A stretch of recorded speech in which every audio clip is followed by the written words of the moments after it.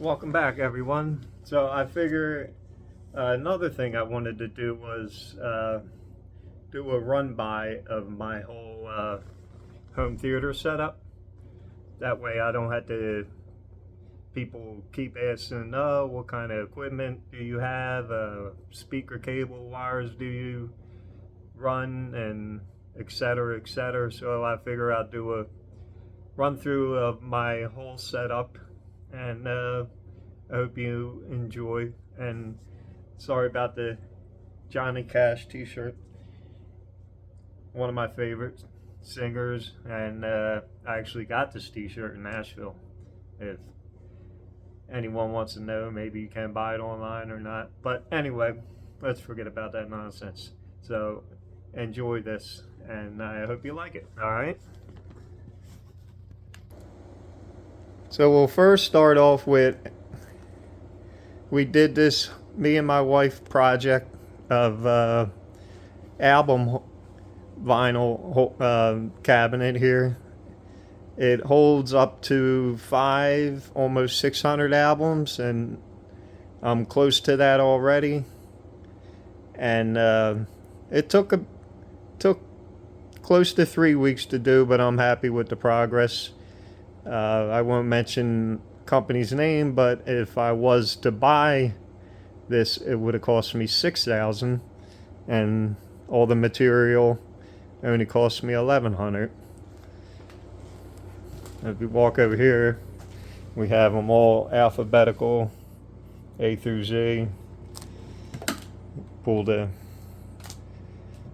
trays out on each one, and like my bigger selection of box sets, they don't fit in there. It's just like your regular vinyls, even though some of these will fit in there. The Bob Dylan, Mo Fidelity. But yeah, I love this thing. It's so easy to use. Over here we have the GIK Impression Series panels.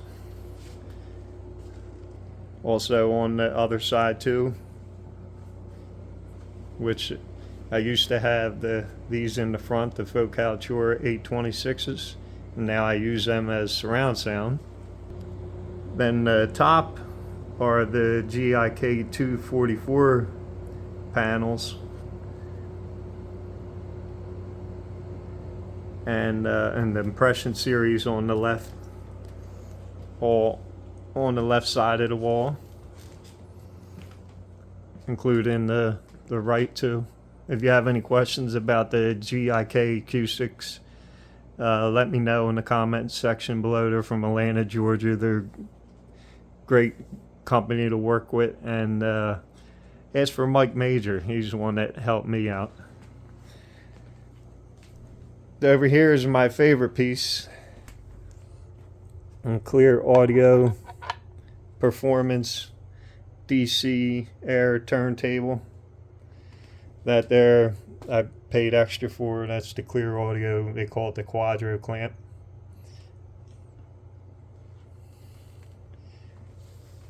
And here is the HRS E1 platform for the reduced vibrations, and it does its job. You can see it push up and down.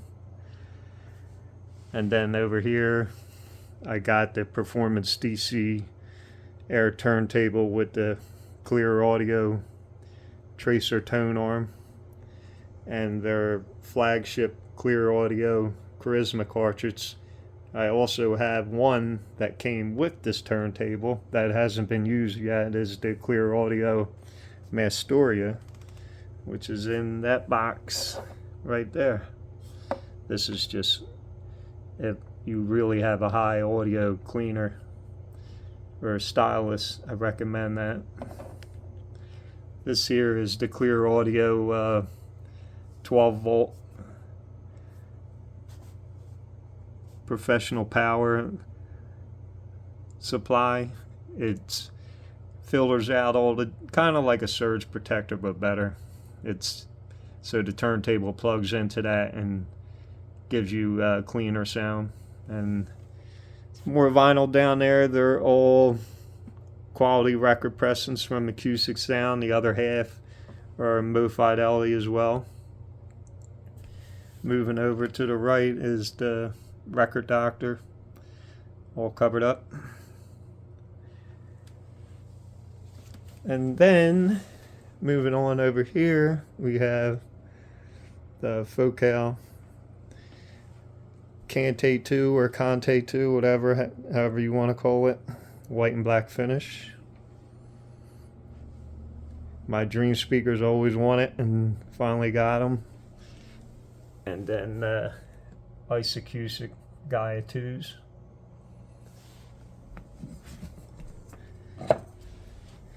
This here is the Rel HT 1510 Predator, which is only used for movie watching. Music I only do 2.0, but for movies this thing kicks and hits you in the chest. 15-inch carbon fiber sub. That there is just an art piece because we have two cats that like to jump around, but that's a phenomenal subwoofer for movies. Music too, but the Cante 2s go down to 34 hertz, so I really don't need a sub for them. So moving on over to here, we have this piece that cools the AV receiver, the AC Infinity T10. And this was recently purchased too, the high-end Marantz SR8015. Love that machine. Love Marantz. But I really enjoy this piece. This is the NAD Master Series M28 7-channel 200 watts per channel amplifier, and it's pretty cool. If you can see the vents, and as long and loud as I play this top always stays cool. And to turn it on, all you do is just rub your finger on that sensor and you'll see that the light will go on in one couple seconds here. It'll turn white. Yep. Eventually it'll turn off itself in no use in 15 minutes.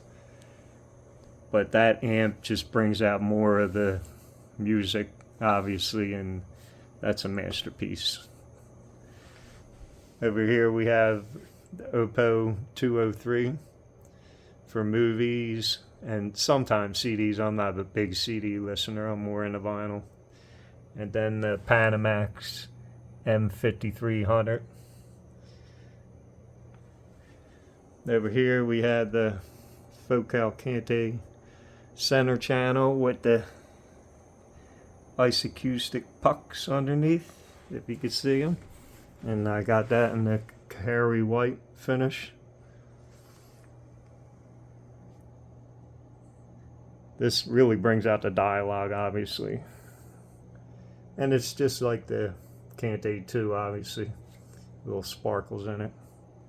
Beryllium tweeter, the flax drivers.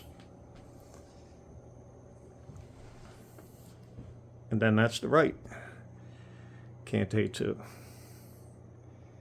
Now I'm using for speaker cables is the Maro SP7 speaker cables. I highly recommend them. They are a great company. They do a lot of good trade-in offers too. Expensive cables, but well worth it.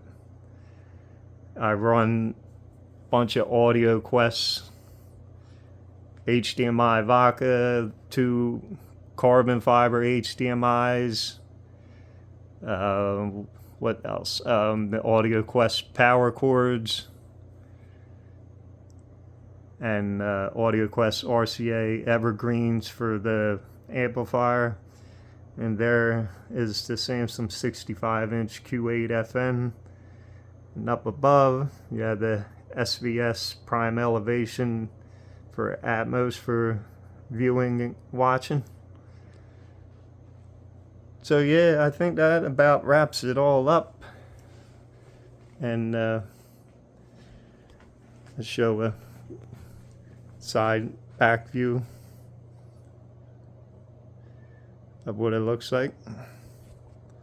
Then the panels on the top. That's my sweet spot there. Right where that beverage is. Oh, what's that? Just kidding. That's one of our cat toys. So yeah, that wraps it up in about 10 minutes or so.